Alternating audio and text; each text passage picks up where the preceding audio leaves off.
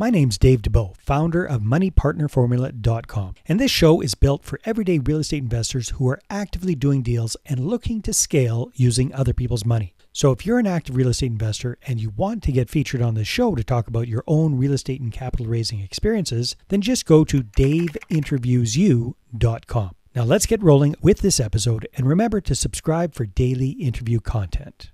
All right, guys, welcome to Property Profits Podcast. I'm your host, Bryce Kaminsky, filling in for Dave Dubois. Today on this show, I've got a really interesting story. A lot of times we wait for something and we are always wishing and dreaming that maybe it's going to happen or we're going to do it later. My guest tonight actually was in a car accident, thankfully unscathed, but it was a catalyst to his climb through real estate. We're talking 77 units in under 24 months. Phil Brooks, how are you today? Oh, I'm doing awesome. I'm doing awesome. How about yourself?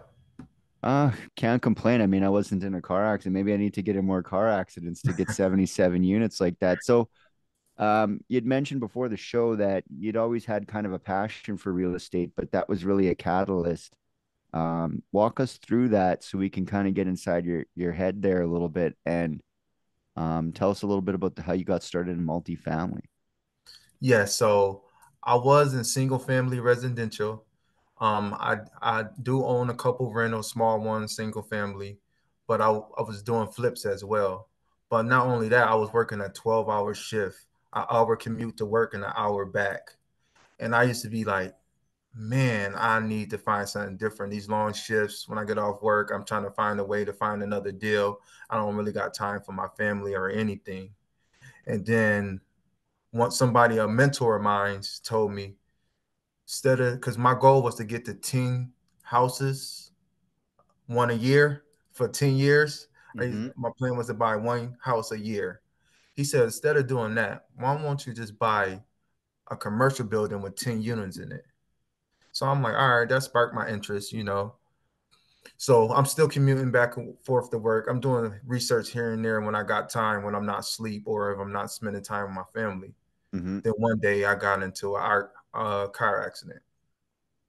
It was the car was wheel popped off, airbags exploded, window. It was like everything was going in slow motion. But I didn't have a scratch on me. I used to always ask God, like, something got to change. I'm tired of these commutes. I'm tired of these long shifts. And I feel like that car accident was a was the turning point in my life that, hey, you said you really want to do real estate, you really want to find time to do it, you need to just do it. So Mm-hmm. after that car accident, that's when I dove deep into multifamily investing. So what was your first, because there's a lot to learn when it comes to multifamily. Like everyone at home who's thinking about going from single to multi, hey, it's not just 10, it's not just the numbers 10 times. There's more to it. But what was your first move into multifamily? So I started looking to different groups to join, right? I started joining all the free groups, seeing that Mm-hmm. if I could gain information that way. Then I joined a mastermind called the Deal Room. And from there, that's when I learned underwriting, networking, people who can KP on deals, people who could raise capital. So that was my way of getting into multifamily because I didn't have the capital. I was only making Mm-hmm. 70K a year at my job. So I'm like, all right, if I can find an opportunity, learn how to underwrite it, then maybe I could bring more value to the people who can bring the capital, who can sign on the loans. Mm-hmm. So what I did was they have an underwriting call every Tuesday. I went on LoopNet Crexy. They got a video. They send you to just plug in numbers in the underwriting sheet. I used to submit it every week to get feedback from my mentor to see what I was doing wrong, how I could correct it, and how I could get better. Mm-hmm. So once it got to a point when I felt like I was really, really good at it, good enough at it to submit an LOI, that's when I did that. And I was constantly connecting with people who was doing what I was doing as well, like wanted to do. They already had multiple units. I was constantly picking their brains, seeing what markets they was in because they the one with the capital. So I wanted to find opportunities in them markets so they'll come in and partner with me. And so for So people listening at home, LOI, letter of intent. yes. So I thought of the Michael Jordan method. So Michael Jordan was known for how many shots he's made, but they don't really know how many shots he took. So I'm Mm-hmm. like, if I could find a bunch of deals, at least one or two going to pencil out that I could Yeah, I'm gonna present to sink my a partner. couple, even if I'm just throwing everything at the backboard, Yes. So I started connecting with brokers, wholesalers, started finding opportunities, underwriting. Even if they didn't pencil out, I submitted an offer at what I can offer at, regardless. I never let a deal that I underwrite and say, oh, it costs too much and not still submit my offer. Mm-hmm. Because I was thinking, hey, I never know what's going to come up later on with that seller. Maybe he won't accept it now, but something come up later down the line, he'll come back to my LOI. So that's what I was doing. I was constantly underwriting deals. That's how I sharpening my best. Always getting feedback before I submit the LOI, even though I was comfortable with it. I still was able to present it to my mentors, get their feedback on it, and I got more confident at what I was doing. Don't get me wrong, me not working and my income just twiggling down, no income coming in really, it was a lot of pressure as well, but I was determined, to find my deal, find our first deal, and be able to know I could do it. Because where I come from, we don't think we can buy multifamily apartments Mm-hmm. Mm-hmm. because we always thought, oh, you got to have millions of dollars or you got to have millions of connections. And I guess the second one is true. You figured that out is you got to have the connections because I think before the show you said it took you your closing on a deal or your first deal took you 77 dials, 77 conversations, something like that to get to the money. Yeah, so my first deal that I actually closed. So I was under contract on a few deals that when we did due diligence, we had to either try to retrade and the seller didn't want to retrade and we had to back out. Mm-hmm. That was my Mm-hmm. first four opportunities, but it just made me hungrier once I realized, Or you're so hey, close, right? You were like yeah, right I'm at the right thing, but there. it turned out it wasn't a deal. Correct, correct. We went to some of them. We scoped the lines and they had copper pipe that was broken underneath the Yeah, you don't want to, take on a bunch of maintenance, or they don't want to come down in price to offset the fact that they're asking too much. That's usually what in multi they're like, well, deal with it. And it's like, fine, I'm out. Correct. So once I realized the more connections you make, the more opportunities would come to you. I just Mm-hmm. start connecting with people, always reaching out, people reaching out to me, constantly showing people what I was doing. Even on social media, when I go to meetups, I'm always talking to people about what I'm doing and everything. So when I did have an opportunity, people be like, reach out to me. So once I did have an Mm-hmm. opportunity, I reached out. Some people was like, "Oh, it's your first deal." I don't know. It's your first deal. I had to literally talk to 76 people. Mm-hmm. 76. I remember exactly the amount. 76 people to raise 950K. Even though I did it in 2 weeks, I was determined to raise that capital because all them other deals fell through. Mm-hmm. And this one finally passed due diligence. It finally was a deal that we wanted to close. And that one was a 24 unit in Northwest Arkansas. How much cash flow at the end of the day was that? Like, how did it change your life? Oh man, so that one, it was only bringing in 6K a month.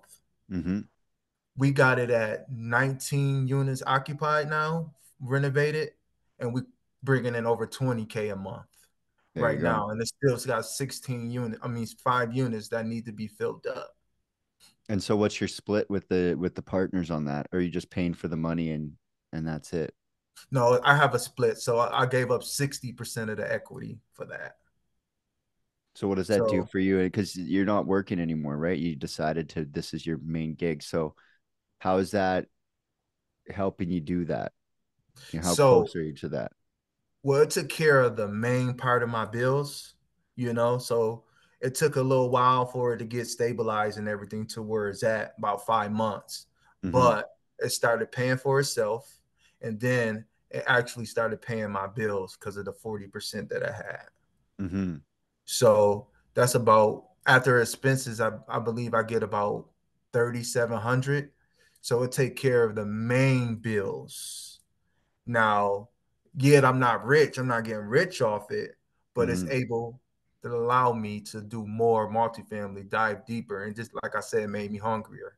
Yeah, once you can offset that, like the mental like desire, like I need to pay my bills. Once you're like free of that, maybe not entirely, you still got to eat, you still want things, but it really does help you like not get into bad deals. So what do you think your secret sauce is? What comes easily to you that other people might find difficult with multifamily? I feel like finding deal flow, connecting with brokers, having them conversations, getting off market deals sent to me, underwriting them. Um, that I think that's definitely my niche because what made me want to understand underwriting so much is I had a fear of losing investors' money. I used Hmm. to be like, they about to give me millions of dollars. I want to make sure I nothing go perfect. Don't get me wrong. Everything don't Yeah. always go perfect. But I want to make sure I can be as close as possible before I start pitching the opportunity to people to bring capital. Yeah, so like that they could actually invest in it. So that's like your mindset you think would be your advantage, like the way you approached it. Correct. So what would you say your biggest obstacle is now? My biggest obstacle now, I would say, is now I got a lot of deals. You know, Hmm. I underwrite about 4 or 5 deals a day, and it seemed like since the market has been changing, more Yeah. opportunities has been coming. So I would say bringing in more capital to get these deals across the closing table. So I'm connecting with more people. I'm bringing more opportunities to more people. So what are you doing right now to kind of raise capital for these deals? So I do. So I reach out to a lot of repeat investors as Hmm. well. I'm branding myself. I'm constantly marketing on different social media brands. People reach out to me. Like I said, I let people know what I'm doing. So I probably talk to 10 new people a week because I'm constantly connecting because I know the importance of bringing in partners and capital to get these deals done. So tell the people at home like a strategy that's been particularly effective to give you access to those meetings. If I mean, you don't have to give away the secret sauce, but you're saying you're using social media. What have you found to be effective? Well, when I'm constantly, helping people. So when I'm posting what I'm doing, showing them due diligence, showing them how I underwrite deals, showing them how I find deals, showing them how I connect, people reach out to me more, and I'm able to add value to them without even asking for anything. So I Yeah. think that's more of the way I've been able to get more capital because of my credibility of helping more than I'm actually asking for anything. Yeah. So you're like providing value first and they're reaching out to you because of the value that you're putting it out there. So um you're expanding the network. You got some expansion going on. What have you found to be the most effective way to keep in touch with your investor prospects? So right now, I just have them in a spreadsheet, right? You talking about the Yeah. ones I have connected with. Yeah. So I Yeah. just have it in the spreadsheet right now. And I got the date we talked, notes that what we talked about, and when the Hmm. last time I talked to them to kind of do that follow up. Now, a lot of So people, especially when it comes to multifamily, um, how do you go about presenting something that big as far as like your procedure or, essentially we're talking about your pitch deck. So with your pitch deck, how do you go about presenting it? Because you said, I'm going to wait until I know I got it for certain, which is a little bit of a different approach because some people are, it might not even be a real deal and they're seeing if there's interest. So walk me through a little bit of your pitch deck for the people who are thinking about getting into one of those investor meetings and don't want to get eaten alive. So when I do with my deals, what I aim for, so I aim for at least an 8% cash on cash. I like to return my investor money back within 2 or 3 years on a refi. So I like to buy at least 70% of the stabilized value. Mm-hmm.